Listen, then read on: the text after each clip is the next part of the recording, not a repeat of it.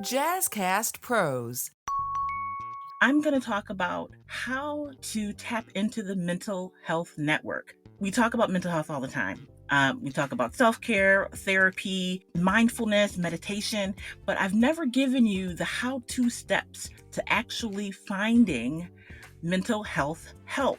This episode is all about finding the help you need, where to get it, and we're going to talk about some things like how long it may actually take for you to find the help that you need. When it's more of a mental health issue or concern versus mental illness issue or concern. Unfortunately, so many people wait until they are in high stage 3 or stage 4 and need medical intervention immediately. So where do you get help? What stage do you start making phone calls and finding a therapist? In today's podcast, we're going to talk about the 4 stages of mental health and where the best time is to get the help that you need, and also how to actually find a therapist or a counselor or someone to talk to. Welcome to Living the Front Seat Life. I'm your host, Kelly Marie, and I invite you to take this journey with me. We're going to be talking about all things mental health and emotional well-being. You see, I am a overcomer. If you are interested in figuring out the path for you to determine how and where you will drive your future, this is the place to be. We get to determine the ride. We may not get to determine the weather or who's on the road with us or if it's going to be a scenic route or not. But we are the drivers. So join me on this ride, living the front seat life.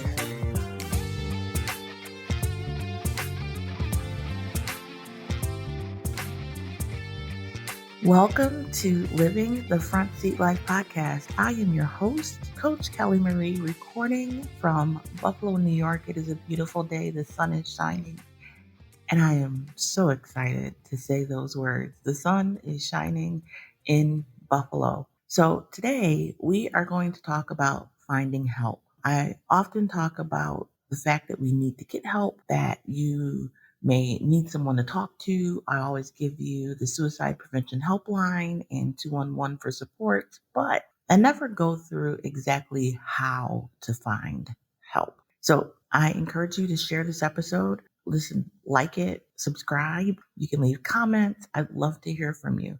Spread the word, share the word, let people know what's happening here at Front Seat Life and what you're getting out of the podcast. And of course, I want to know too. Now, I want to talk about the 4 stages of mental health, and I want to touch on them because we often wait until things are so far gone that it's an emergency, right? That we're in crisis. But there are different points of our lives, different points of our mental health journey where we can get help that we need. If you take care of it early on, it's much easier to deal with. It's much easier to cope. You need less interventions versus waiting and it getting worse. And when it gets worse, that means you have to do more in order to get back to that healthy space. So the first of the 4 steps, and these steps come from the National Mental Health Association. You can find their information online. They have local chapters, but this comes from the national office. So stage 1 of the mental health continuum, right, is you are dealing with mild symptoms and warning signs. These are going to be your initial realizations that maybe you're not sleeping well, or you may be experiencing, heart palpitations for the first time. Mild symptoms, they're not interrupting your life, but you notice that they are there. They don't usually last long, but maybe when you're in a stressful situation, they become more noticeable to you. So that's stage 1. You get mild symptoms and warning signs. Stage 2, your symptoms increase in frequency and severity, and they start to interfere with your life activities. So maybe you start canceling plans, or you're coming in late to work. It doesn't happen all the time, but you notice that you're not sleeping at all, and you start drifting off to sleep at 4:00, and your alarm goes off at 6, right? Because of the symptoms that you're dealing with, you're not able to live your full life. So the beginning interference is not a serious disruption. That occurs in step 3. So in step 2, you have your symptoms begin to increase in frequency and severity. So they're coming more often and they're more severe. So if you're having some anxiety or you're crying and maybe you are in the beginning stages of a depressive episode, these are types of things that you'll begin to see, and they'll affect your life, but not on a great scale. You still kind of maybe thinking that things are manageable. This is something that'll pass. Yes, it's interfering, but it's not interfering to a point where you are going to lose your job. Now, stage 3, your symptoms worsen and you get this relapsing recurring of episodes, and that's accompanied by serious disruption of life. So you are missing work, or you're becoming reclusive, you're staying in the house, you're separating yourself from your friends and your family. Let me just say, depending upon the mental illness or mental health condition, there's going to be different symptoms. And we've talked about that a little bit in some other episodes, but everyone is different. And even, dealing with the same diagnosis, same issue, it's going to look different in different people. So you have to consider what you personally are going through and what you personally are experiencing as signs and symptoms, and also what that serious disruption of life looks like. But it will definitely be noticeable. Now, when it comes to the relapsing, recurring piece, relapsing means that, there's a disappearance of signs and symptoms, and recurring means that they come back. So you're in this ebb and flow, this in and out of having symptoms come and go. I know for me, when experiencing a depressive episode, I am very tearful and will cry at commercials or songs or, chip paint. Like, I'm serious. It doesn't matter what it is. I'll see something and it will just bring tears to my eyes. So I know that is for me somewhere between stage 2 and stage 3, depending upon that disruption piece. So because of, and again, I'm just using myself as an example, because I have a therapist, I have a nurse practitioner that prescribes medication, I have peer support, I have some systems in place so that when I get to stage, 1.5 or stage 2, I know to start kicking in and really utilizing my support systems so that I don't get to stage 3 and stage 4. Now, I haven't been in stage 3 or stage 4, and we'll talk about stage 4 in just a moment, in many, many years. I still deal with symptoms. I still have issues. They still interfere with my life at times. I do have ebb and flow, that relapsing and recurring of episodes, but they're not severe. They're not really disrupting my life in a great way. So I stay really in 2. 2 is my resting place. That's my baseline. Sometimes I'm in 1, but really for me, I kind of live in 2. But remember, I live with a mental illness. Well, a couple, but primarily borderline personality disorder. So something like that is something that never goes away. But when it comes to depression will fall into that relapsing, recurring kind of episodic situation. So that's stage 3. Your symptoms worsen and you begin to see relapsing and recurring episodes, and it's accompanied by serious disruption of life. Now, stage 4 is crisis mode. Your symptoms are constant and are severe, and they jeopardize your life. Unfortunately, so many people wait until they are in high stage 3 or stage 4 and need medical intervention immediately. One of the things here at Front Seat Life that I always encourage people to do is to get help early on when it's more of a mental health issue or concern versus mental illness issue or concern. Because, as you know, there is a difference. So now that we have those 4 stages, I want to really talk about where in those 4 stages you get help. You may not recognize the stages, you may not know, where you are in the stages because you just learned about them. And you might be looking to help a family or friend, right? You may notice that someone is experiencing an ebb and flow of symptoms, right? They may be in stage 3 and not even realize that there's something wrong. That happens.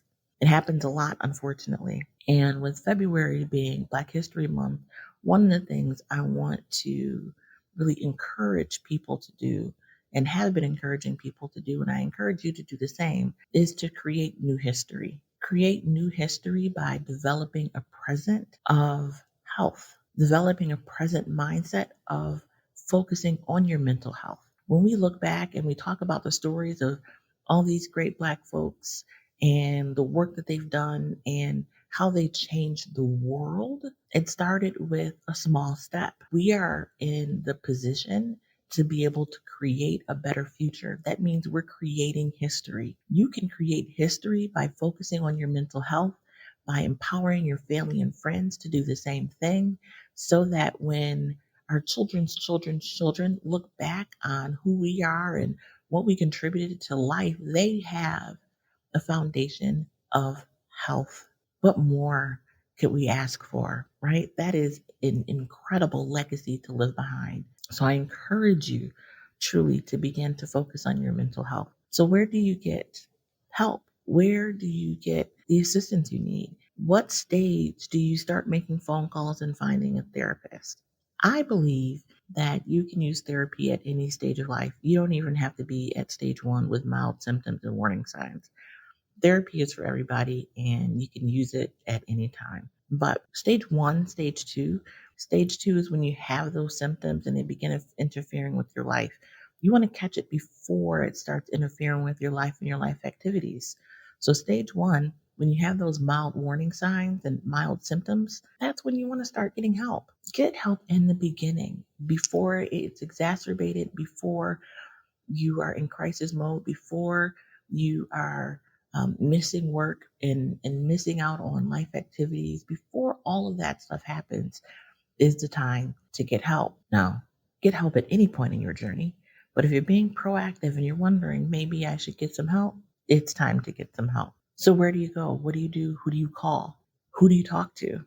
So, if you're in stage one, you don't have a mental health diagnosis, a psychiatrist, which is a medical doctor, is not really going to be your first step. You want to look for a psychotherapist, a psychologist, a mental health counselor, a licensed mental health social worker or licensed social worker, clinical social worker.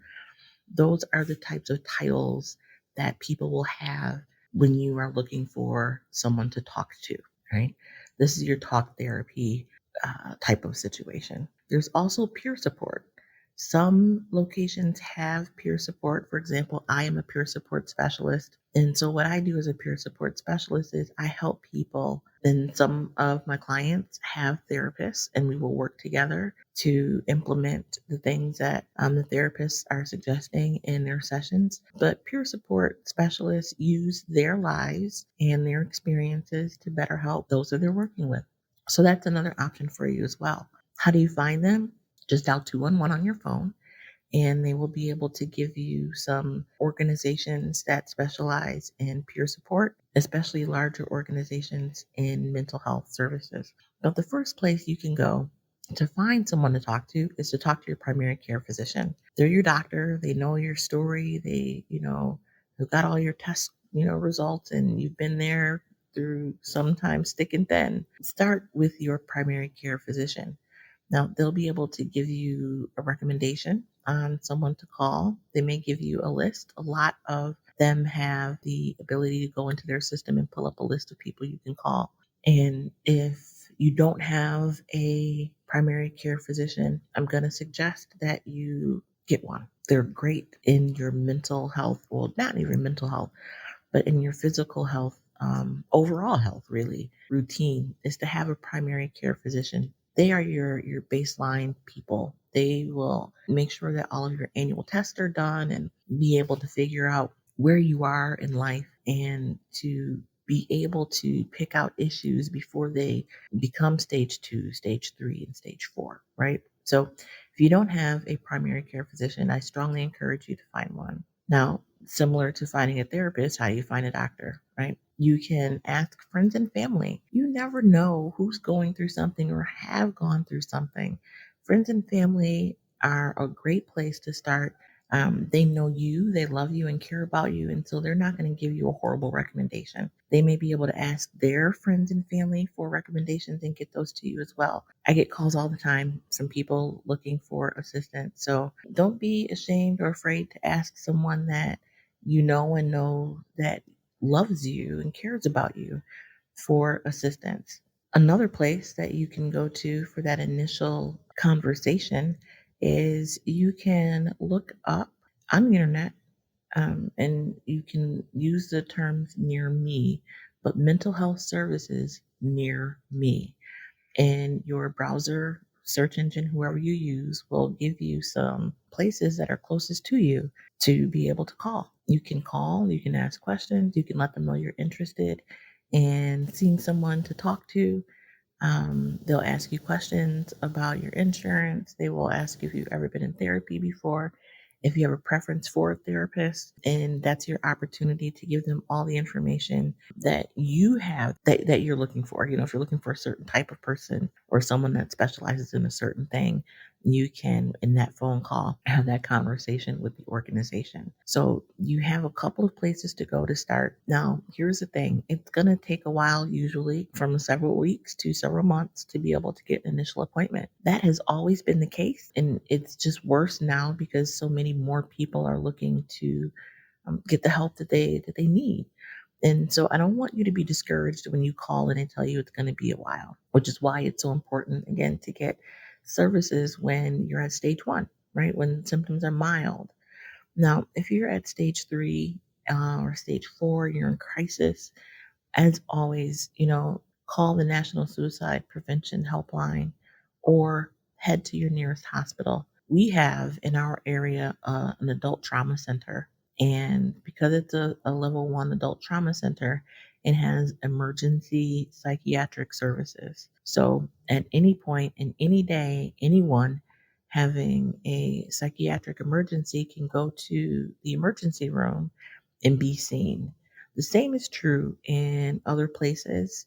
I'm prioritizing Trauma One institutions because they have every type of doctor you need on call 24 hours a day.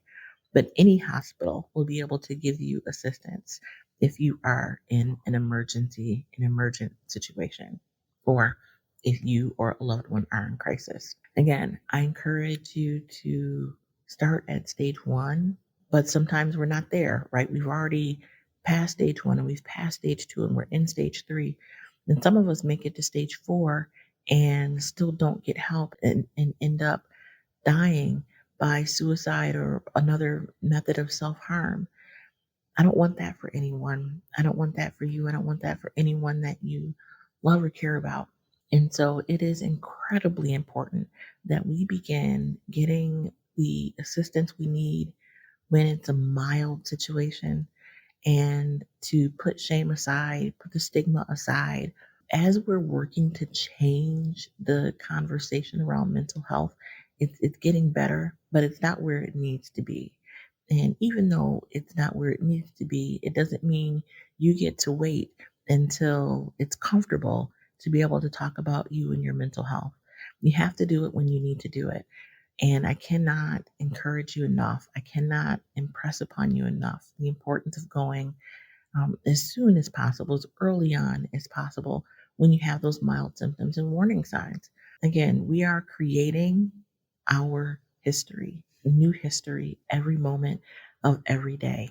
And so, as we wrap up, I want to make sure that you have the number to the National Suicide Prevention Helpline. They are there 24 hours a day, 7 days a week, free and confidential. So, let me give you that number first. It's 1 800 273 8255. But what I want to let you know, and I didn't get a chance to say this earlier, is therapists, psychiatrists, psychologists, social workers, they have to keep your information private. Whatever you tell them is between the two of you. They can't go telling their girlfriends. They can't go home and tell their family about the stories they heard. Like, they have to keep that information to themselves. So your information is private and confidential. No one will know that you're going to see a therapist unless you tell them. Your therapist can't tell anyone that they're seeing you. That's a huge part of that, building trust. because you need to know that what you're sharing is going to be held in a private and confidential way. They are mandated and required by law to keep that information private.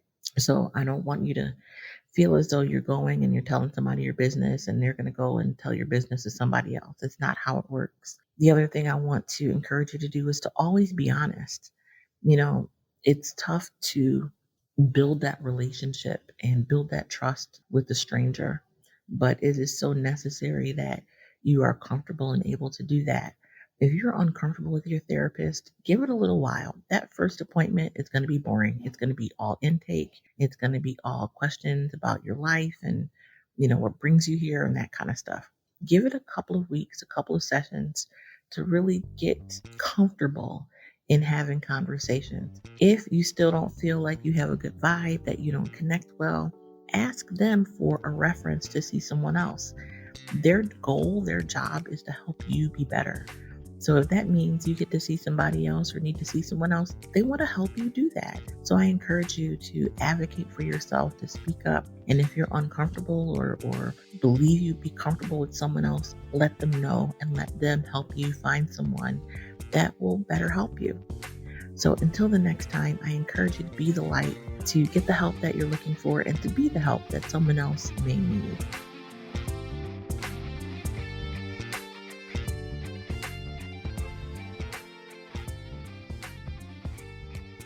Hi, this is Jazzy T. Thank you so much for listening to this episode of Living the Front Seat Life with Kelly Marie. And we are so excited to welcome a new member of the Jazzcast Pros Network, Igniting Hope Radio with Pastor George, launching Friday, February 25th on all podcast platforms and directories. Here's a little taste of what to expect from Igniting Hope Radio.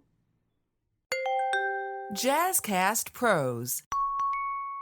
The social determinants of health are the non-medical factors that influence health outcomes. They are the lived conditions in which people are born, in which they grow, in which they work, in which they live, and in which they age. There are important influence on health inequities and the unfair and avoidable differences in health status seen within and between countries. The lower the social economic position, the worse the health. And so what we have to focus our energies and attentions on is the systemic changes that are necessary in our communities to make sure and ensure that every individual, and especially those in the African American community who have suffered from years of historical and generational trauma as an outcome of enslavement in all kinds of policies and laws that have been a constant threat to our very existence. And we're going to tell our story from our perspective, right? And that's what we're committed to doing here in our Igniting Hope podcast, to bring health equity to our community. It's never been done in America. Well, now is the time. Now is the time. That was good, right? To get even more of this upcoming season, say, "Hey Google," or ask Alexa to play Igniting Hope Radio, a weekly podcast that brings together community-based organizations to decode the social determinants of health and eliminate race-based disparities.